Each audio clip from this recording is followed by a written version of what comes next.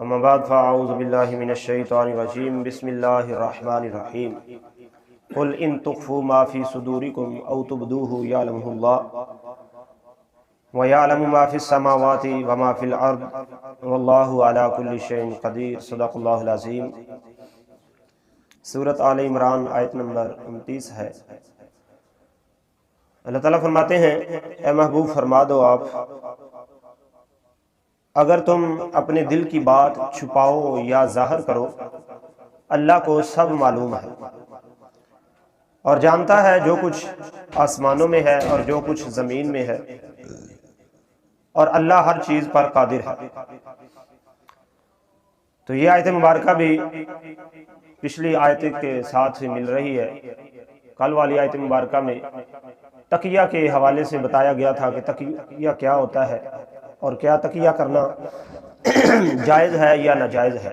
تو اس آیت مبارکہ میں اللہ تعالیٰ نے اسی حوالے سے بیان فرمایا کہ جو تمہارے دلوں میں ہے وہ چاہے ظاہر کرو یا چھپاؤ، اللہ کو سب معلوم ہے۔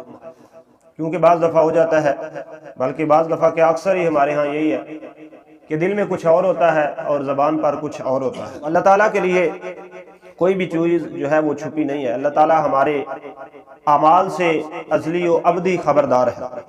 یہ نہیں ہے کہ ہم کام کر لیں اور بعد میں اللہ تعالیٰ کو اس کا علم ہو، نہیں، بلکہ اللہ تعالیٰ کو ازل سے لے کر اب تک ہر چیز کا علم ہے۔ اور کچھ آیات میں اللہ تعالیٰ نے فرمایا ہے کہ یعلمہ اللہ، یعنی کہ اللہ جان لے کہ تم اعمال کیسے کرتے ہو، جیسا کہ سورۃ ملک کے آیت مبارکہ میں آتا ہے الذی خلق الموت والحیات لیبلوکم ایکم احسن عملا، کہ ہم نے موت اور زندگی کو اس لیے پیدا کیا تاکہ ہم جان لیں کہ کون تم میں سے اچھے اعمال کرتا ہے۔ تو اس جاننے سے مراد یہ نہیں ہے کہ اللہ تعالیٰ کو پہلے علم نہیں ہے، بلکہ اس کا مقصد اور مطلب یہ ہے کہ اللہ تبارک و تعالیٰ تمہارے اعمال دوسری مخلوق کے سامنے ظاہر فرما دے۔ اب انسان کو وہ علم نہیں ہے کسی کے بارے میں جو اللہ تعالیٰ کو ہے۔ تو اللہ تبارک و تعالیٰ نے یہ بیان فرما کر اسی بات کی طرف اشارہ کیا ہے کہ اللہ تعالیٰ کو تو ہر چیز کا علم ہے، لیکن اس اللہ کے جاننے سے مراد یہ ہے کہ لوگوں کے سامنے اس بندے کے اعمال جو ہیں وہ ظاہر کر دیے جائیں کہ یہ کیسے عمل کرنے والا ہے۔ تو اس آیت مبارکہ کا بھی مفہوم جو ہے وہ یہی ہے کہ جو کچھ تم عمل کرو، چاہے وہ ظاہر ہو یا چھپا ہوا ہو، اللہ تعالیٰ سب کو جانتا ہے، اور اس کے ساتھ ساتھ جو کچھ آسمانوں میں ہے، جو کچھ زمین میں ہے، اللہ تعالیٰ ہر چیز کو جاننے والا ہے۔ تو الحمدللہ آج عمر روزہ ہو چکا ہے اور رمضان المبارک کی بڑی برکات ہیں، بڑی فضیلت ہے، اور اس کے ساتھ ساتھ سحری کرنے کی بھی بڑی فضیلت ہے۔ اللہ تعالیٰ کے جہاں پر ہمارے اوپر کروڑوں احسانات ہیں، ان میں سے ایک احسان جو ہے یہ سحری کرنا بھی ہے، اور سحری کرنا یہ ہمارے لیے اللہ تعالیٰ کے پیارے محبوب صلی اللہ علیہ وسلم کی سنت بھی ہے، اور اس میں اللہ تعالیٰ نے ہمارے لیے ثواب بھی رکھا ہے۔ حضرت سیدنا شیخ شرف الدین رحمۃ اللہ علیہ بہت بڑے اللہ تعالیٰ کے بزرگ ولی بندے ہوئے ہیں۔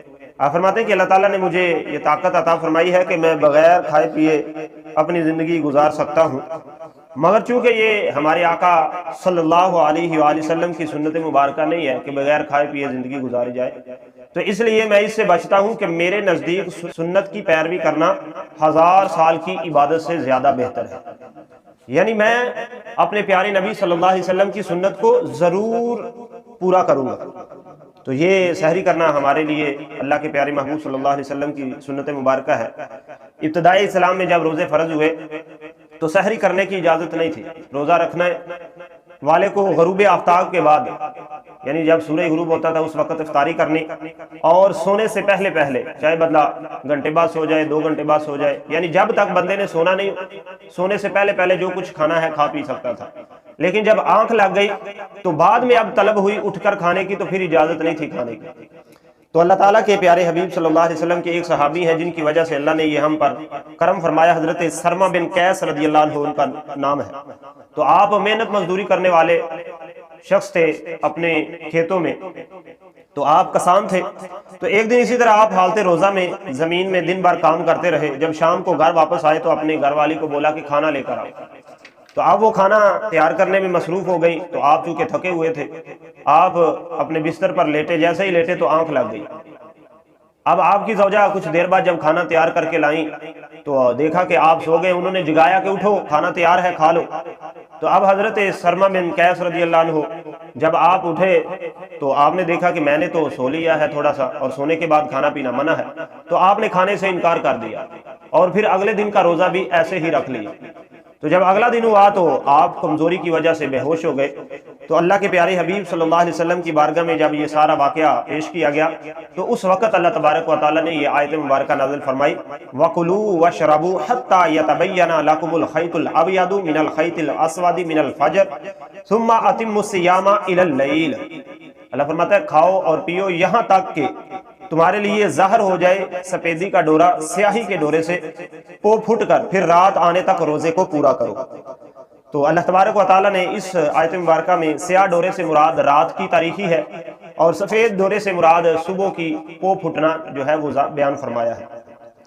تو یہ صحابی رسول کی وجہ سے اللہ تعالیٰ نے فرمایا کہ اب صبح کی پو پھٹنے سے لے کر رات کی سیاہی پھیلنے تک صرف روزہ رکھو، اس کے بعد ساری رات چاہے سونے سے پہلے کھاؤ چاہے سو کر کچھ دیر سونے کے بعد اٹھ کر پھر کھانا کھاؤ، یعنی صبح طلوع فجر تک رات پوری تمہارے لیے اب اجازت ہے، جو کچھ کھانا پینا چاہو کھا سکتے ہیں۔